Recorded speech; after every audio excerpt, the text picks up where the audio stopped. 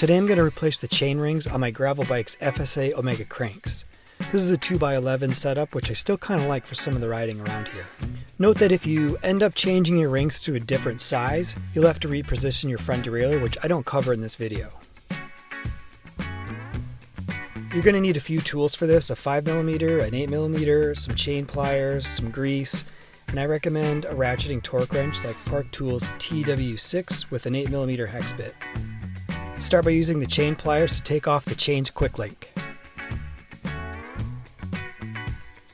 With the chain out of the way, remove the non-drive side crank arm.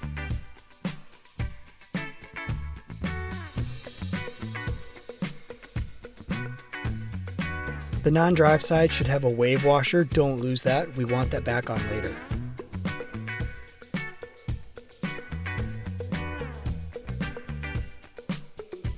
Now I'll take off the inner chainring. I like to stand the crank up vertically on the work table so I get good leverage on the chainring bolts.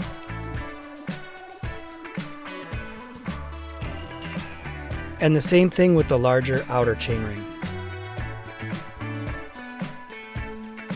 I'm going to install FSA brand replacement rings, but just a heads up, they don't come with chainring bolts, so I'll reuse the old ones. If you look close, there are two different lengths of bolts. This is important.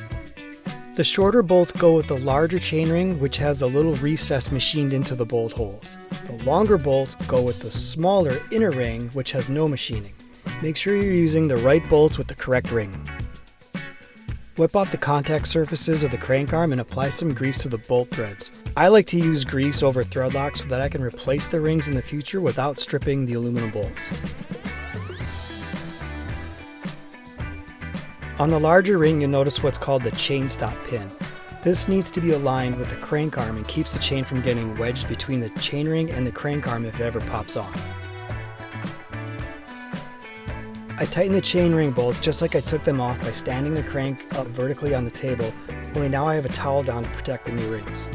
I couldn't find torque specs on these bolts, but they should be good and tight. On the smaller ring, there's an indicator for its orientation with the crank arm too. It could be a little tab, or on this ring, it's a little machined contour. This gets lined up with the crank arm just like the chain stop pin.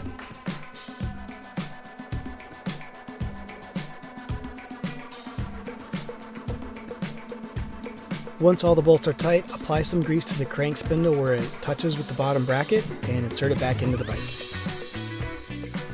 Okay, and here's where we can't forget that wave washer. Put that on, grease the spindle threads and the non-drive arm interface, and thread it back on.